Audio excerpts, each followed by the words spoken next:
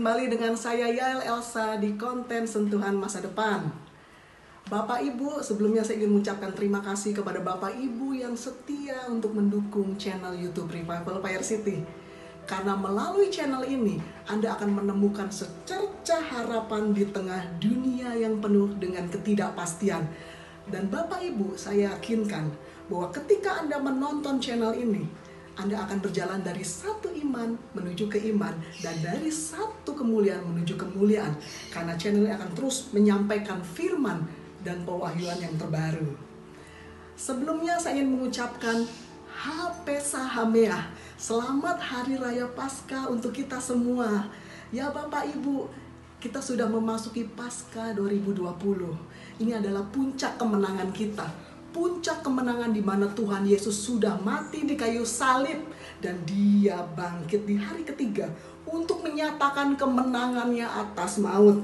Amin, saudara-saudara. Nah, di momen spesial Paskah 2020 ini, saya akan menyampaikan satu pewahyuan yang istimewa. Bapak Ibu, kita semua berada di Paskah 2020, di mana Paskah yang penuh dengan kesedihan, ketakutan, kekhawatiran karena pandemi yang sedang berlangsung saat ini.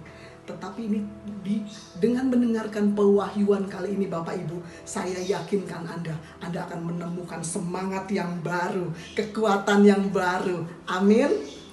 Bapak Ibu, tema dan pewahyuan Paskah 2020 ini adalah Sang Domba telah tersembelih agar para singa dibangkitkan. The lamb was slain for the lion be raised up.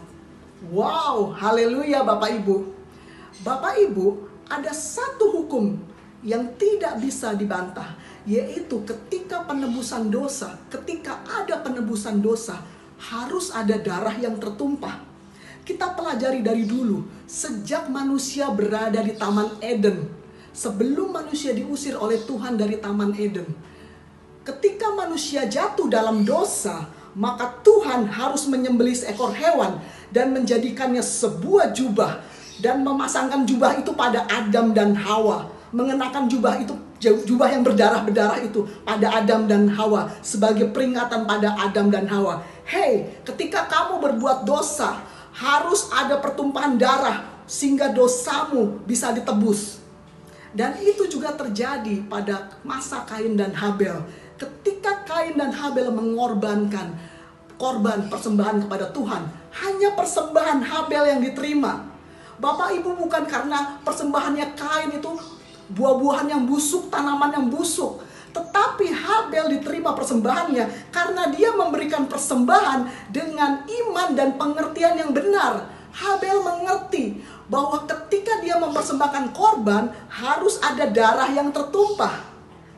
Nah, Bapak Ibu, hal ini terjadi terus di masa hukum Taurat. Dibuat satu hukum penebusan pada bangsa Israel, yaitu ketika ada penebusan dosa di hari raya Paskah, harus ada domba Paskah yang disembelih untuk korban penebusan dosa seluruh bangsa Israel.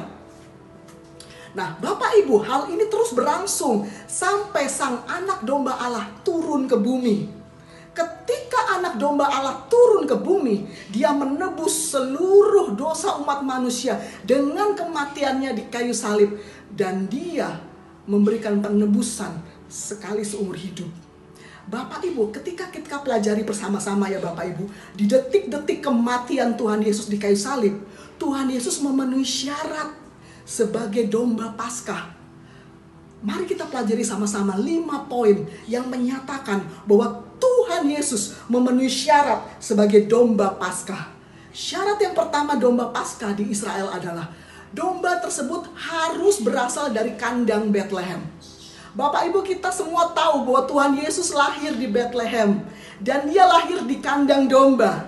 Nah, itu berarti Dia memenuhi syarat yang pertama. Syarat yang kedua adalah setiap bulan Nisan tanggal 10 sampai tanggal 14. Bapak Ibu tahu bulan Nisan itu bulan penanggalan Yahudi. Kita saat ini berada di bulan Nisan, bulan penanggalan Yahudi. Setiap tanggal 10 sampai tanggal 14 penanggalan bulan Nisan, imam-imam harus mengamati dengan cermat domba Paskah yang akan dikorbankan di Bethlehem. bahwa itu korban itu harus berasal dari kandang Bethlehem. Kemudian domba itu harus tidak bercacat dan bercela. Nah, itu imam-imam yang bagian untuk mengamati dan memeriksa. Dan itu terjadi Bapak Ibu. Persis di tanggal 10 bulan Nisan, Yesus masuk ke Yerusalem. Dan di situ para imam mulai mengamat-amati dan memeriksa Yesus, mencari celah dan alasan agar Yesus dihukum mati di kayu salib. Jadi Yesus memenuhi syarat yang kedua. Dan syarat yang ketiga adalah domba tersebut harus ditemukan tidak bercacat, tidak bercelah.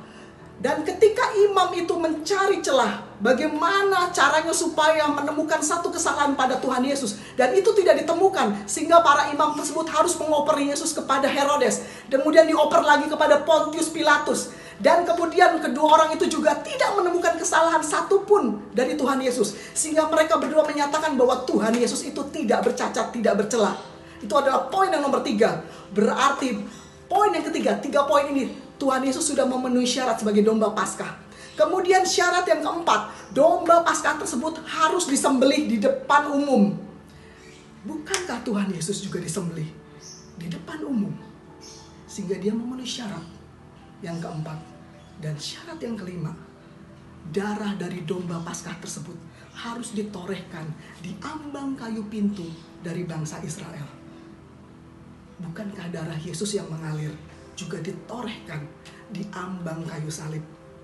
Bapak Ibu, Tuhan Yesus memenuhi 5 syarat bahwa dia memenuhi syarat sebagai domba Paskah yang harus disembelih sebagai penebusan dosa.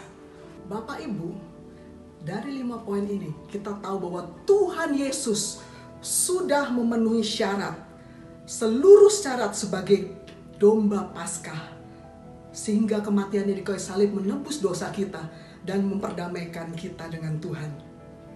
Bapak Ibu, melalui kematian Yesus di kayu salib, dosa kita semua sudah ditebus dan kita diperdamaikan dengan Tuhan. Dan darahnya yang mahal membuat perlindungan atas kita, sehingga setiap wabah dan bencana bisa lewat, tetapi tidak bisa mendekat kepada kita. Amin Bapak Ibu. Bapak Ibu, Tuhan Yesus sebagai domba Paskah, dia hanya dikorbankan 1 kali, tetapi dia menebus dosa kita selama-lamanya. Amin.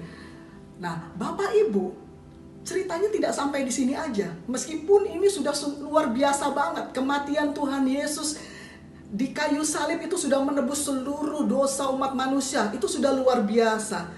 Tetapi ceritanya tidak sampai di sini, karena Rasul Paulus berkata bahwa sia-sialah iman kita jika Kristus tidak bangkit. Bapak Ibu, di hari ketiga maut tidak bisa menahan lagi, sehingga Tuhan Yesus harus bangkit. Dan ketika Tuhan Yesus bangkit, dia tidak bangkit sebagai anak domba. Waktu dia mati sebagai anak domba. Tetapi waktu dia bangkit sebagai singa dari suku Yehuda. Haleluya! Anda tahu singa dari suku Yehuda? Singa dari suku Yehuda menandakan bahwa kerajaan surga, tongkat kerajaan surga tidak bergeser sedikit pun. Ketika Yesus sudah berhasil mengalahkan maut dan bangkit pada hari ketiga, maka kerajaan kegelapan sudah dilucuti dan menjadi tontonan umum. Dan itu tertulis di dalam Kolose 2 ayat 15. Bahwa kerajaan kegelapan sudah dilucuti habis dan menjadi tontonan umum, karena Yesus sudah bangkit di hari ketiga. Amin Bapak Ibu. Dan kebangkitannya sebagai singa dari Yehuda juga membangkitkan kita semua sebagai singa yang mengaumkan kemenangan kerajaan surga atas kerajaan kegelapan. Amin Bapak Ibu. Nah, di sini kita bisa mengambil satu kesimpulan bahwa kebangkitan Yesus di hari ketiga itu juga membangkitkan kita, memberi kita pengertian bahwa kita adalah orang-orang yang lebih dari pemenang.